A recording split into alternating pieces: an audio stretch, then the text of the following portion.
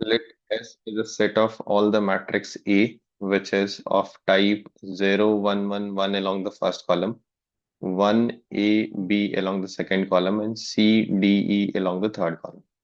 तो S set जो है उसमें वो सारे मैट्रिक्स होंगे जो इस टाइप के हैं, और उसमें भी एक कंडीशन गिवन है कि ये जो पांच अननोन है ए बी सी डी ई, ये या तो जीरो होंगे या वन होंगे। तो हर एलिमेंट के पास दो चॉइस है। तो 2 raised to 5, 32 number of matrices is possible, अगर और कोई रेस्ट्रिक्शन नहीं है। बट हमारे पास एक और रेस्ट्रिक्शन है, तो 32 से वो कम हो जाएगा। रेस्ट्रिक्शन क्या है कि डिटर्मिनेंट ए की वैल्यू वो भी -1 या वन, दोनों में से कोई एक ही हो सकती है।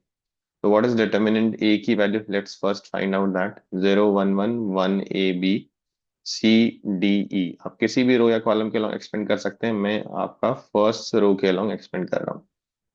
तो it will be -1 into E minus D plus C into B minus A.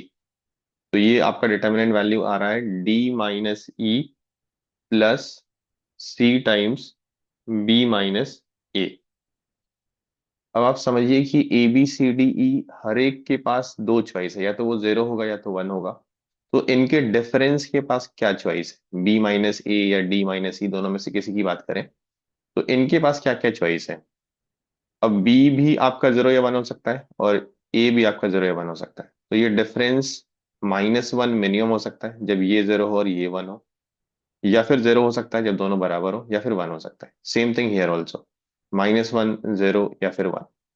अब इसके कितने केसेस बनेंगे? -1 कब हो सकता है? -1 हैज ओनली वन पॉसिबिलिटी, जब दोनों ही आपके जीरो और वन हो जाए, एक ही पॉसिबिलिटी। वन के लिए भी फिर से एक ही पॉसिबिलिटीज है कि वो वन जीरो हो जाए। सेम थिंग हियर ऑल्सो, -1 के लिए एक ही पॉसिबिलिटीज है कि जीरो वन हो जाए ये दोनों, और वन के लिए आपके वन जीरो हो जाए। और जीरो के लिए क्या पॉसिबिलिटीज है? दोनों जीरो कब होंगे? जब या तो दोनों जीरो हो जाए या फिर दोनों वन हो जाए। तो जब भी डिफरेंस को जीरो करना होगा तो दो पॉसिबिलिटीज, डिफरेंस को -1 करना होगा तो एक पॉसिबिलिटीज, और डिफरेंस को वन करना होगा तब भी एक पॉसिबिलिटीज। अब केस वन पे आते हैं हम लोग। ये डी माइनस ई जो है उसकी वैल्यू जीरो है। तो डी माइनस ई की वैल्यू जीरो है, तो इसके लिए तो दो केसेस हो गए, या तो जीरो जीरो हो जाए या वन वन हो जाए। उस समय इसकी वैल्यू क्या होनी चाहिए? ओवरऑल इसकी वैल्यू आपको +-1 चाहिए। तो सी इंटू बी माइनस ए, उसमें +-1 हो जाएगा, या तो वन हो जाएगा या -1 हो जाएगा, कि ये तो आपने जीरो कर दिया इस केस में। नेक्स्ट केस में उसको हम लोग फिर वन या -1 ले लेंगे। अब इसको अगर वन होना है, प्रोडक्ट को वन होना है, तो ऑब्वियसली कोई भी जीरो तो हो नहीं सकता। तो एक केस ये बनेगा कि सी आपका वन है। इनफैक्ट सी वन ही होना पड़ेगा, सी को दो ही पॉसिबिलिटी थी, जीरो और वन, तो वन ही हो सकता है। और अगर सी वन है तो आपका बी माइनस ए भी वन हो जाएगा। तो इसमें आपकी एक ही पॉसिबिलिटी बनी, हम लोगों ने डिसाइड कर रखा है कि डिफरेंस वन होने का एक ही पॉसिबल है, जब वो वन जीरो हो जाए। ना माइनस वन के लिए भी फिर से एक ही पॉसिबिलिटीज है कि ये तो वन ही रहेगा और ये आपका बी माइनस ए -1 हो जाएगा। और this time also one possibilities, दोनों को ऐड करेंगे तो टू पॉसिबिलिटीज।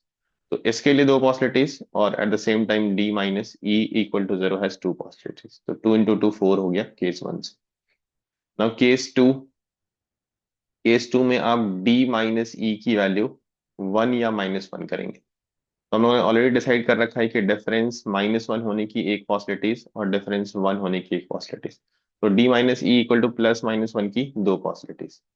उस समय C into B minus A की वैल्यू क्या होनी चाहिए? इसको जीरो होना चाहिए, तभी इन दोनों का समेशन आपका +-1 हो पाएगा। अब इसको जीरो होने के लिए आपके पास क्या चॉइस है? एक ये कि सी आपका जीरो हो जाए और बी माइनस ए कुछ भी हो जाए, और दूसरा कि आपका सी वन रहे, उस समय बी माइनस ए जीरो हो जाए। तो अगर आपने सी को जीरो बोला है तो इसमें तो सी की तो एक ही चॉइस है। बी माइनस ए को आप कुछ भी रख सकते हैं, तो बी और ए की नेचुरल पॉसिबिलिटी ले लीजिए, जीरो वन में से कुछ भी हो सकता है बी, और ए भी आपका जीरो वन में से कुछ भी हो सकता है। अब अगर आपको सी को वन रखना है तो सी की तो अभी भी एक ही पॉसिबिलिटी है कि वो वन ही रहेगा। इसको आपको जीरो करना है, B minus A equal to zero. ये हम लोगों ने स्टार्टिंग में डिसाइड किया कि डिफरेंस जीरो दो तरीके से हो सकते हैं, जीरो जीरो या वन वन। दो तरीका हो गया। तो 4 + 2 6 तरीके से आप इसकी वैल्यू को जीरो ला सकते हैं, और एट द सेम टाइम इसको आपको +-1 रखना है, तो दो चॉइस। तो ये तो एंड से कनेक्टेड है, this D minus E equal to +-1 and this, तो एंड में मल्टीप्लाई करेंगे, और जहां और का केस था वहां हम ऐड करेंगे। तो 12 हो गया। Now again, case 1 and case 2 are connected with or. Either case 1 is possible और case 2 is possible. तो आप फिर से ऐड करेंगे इसको, 4 + 12 16. तो टोटल 32 चॉइसेस में से 16 ही ऐसी चॉइसेस हैं जिसमें डिटर्मिनेंट वैल्यू +-1 होगी. तो answer is 16 and that is answer given.